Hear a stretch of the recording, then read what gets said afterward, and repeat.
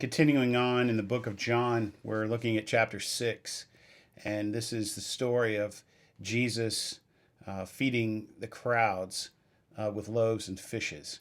And I wanted to just share with you a bit about this story. Of course, there's so much to say about this miraculous work that Jesus did among the crowds who were following him and gathering around him and coming to believe who he was. But there's one part of this story that I wanted to focus on. It just jumped off the page, and I'm going to read a bit of scripture for you, and then chat about that. It says, "When Jesus looked up and saw a great crowd coming toward him, he said to Philip, 'Where shall we buy bread for these people to eat?' He asked this only to test him, for he already had in mind what he was going to do. Philip answered him, 'It would take more than half a year's wages to buy enough bread for each one to have a bite.' Another of his disciples, Andrew, Simon Peter's brother, spoke up.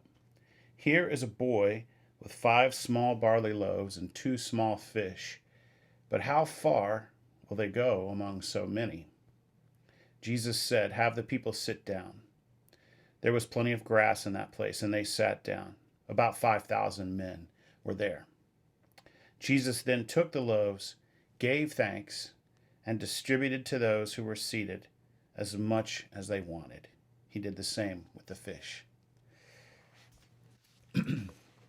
What jumped off the page to me about this part of the scripture is the two disciples that Jesus is interacting with, Philip and Andrew. And I think that it's a great illustration of oftentimes the way we approach challenges in our lives and how the different personalities of different people in the kingdom kind of see those challenges and or opportunities in different ways. Philip, of course, was tested by Jesus, which is kind of unfair right off the top. But Jesus knew kind of where he was going with all of this. And he asked Philip, what to do. And essentially, Philip saw an immense shortfall here. We have 5,000 men and their families to feed, and we have nothing. Basically, Philip was seeing the lack in the situation. And it's practical to see that. I mean, there was no abundance of food, and it would have been very expensive to try to gather all the food they needed for these people. And Philip knew that. That was the reality of the situation.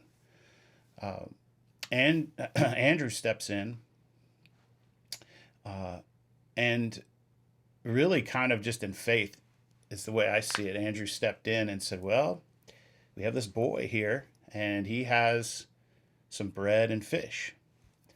Of course, Andrew does say, I'm not sure how far this will go among all of these people, but we have this, Lord. And of course, Jesus takes those bits of food and turns it into a miracle that has been recounted and believed in for the ages. I think that I'm more like Philip probably most of the time. I have a tendency to a lot of times look at situations and see what's missing. It's not the way I necessarily want to be, but I think that's just by nature the way I sometimes approach things. And, I'm looking at a situation or a challenge or a problem, and I'm thinking, this is, we're missing a lot of pieces here to be able to pull this off. And Andrew comes forward, and he is acknowledging what we have rather than what we don't have. And I think that that's the part of the story that shows the kind of faith that Jesus is looking for. And it's an acknowledgement of the blessings that God has given us, rather than dwelling on our perception of what we don't have or what we can't get. This is a huge challenge for me as I read this through in a new way. And the other part to this, I think the second piece to this that's really important for me is that Jesus, as he gathers the food, he says to bring the loaves and fishes to him. And it says that he gave thanks. That's the key. Jesus gave thanks for what was there, for what God had provided. And of course, out of this, Jesus feeds this mass of people easily. And later in the scripture, as you probably know, it says that they gathered up many, many baskets of leftover food from these this originally sort of meager amount that was presented. So if there's a takeaway for me, it's this.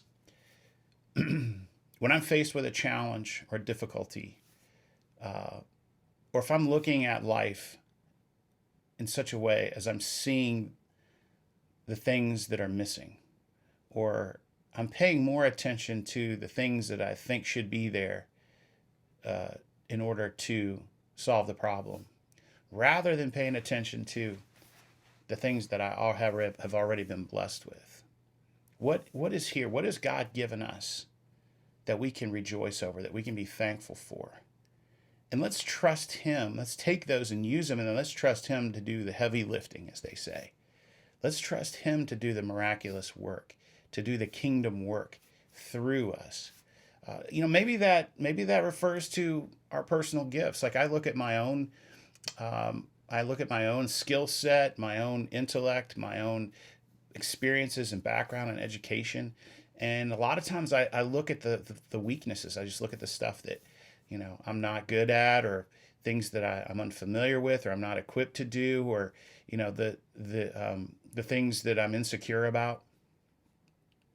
And that's kind of a Philip approach to doing the work of the kingdom. What I think is a healthier and more faith-filled approach, perhaps, is, for me to stop and say, okay, God, you've gifted me with these things, the ability to do these things. I am who I am because you made me who I am. I've gone through life with these experiences. I've learned some stuff. And so what I'm going to do is I'm going to bring to this what I have. And then I'm going to count on you to multiply it, to make it fruitful, and to do the work that you need to be done through it. So I hope that this gives you an opportunity to just think a bit about this with me, and that maybe it's a challenge for you. I hope it's really an encouragement to you to be thankful for what God has blessed you with, what he has blessed us with as the church, and as his people, and to pray that God's power would come into what he's given us, to multiply it and to ultimately bring it to the full restoration that he has promised us. God bless you.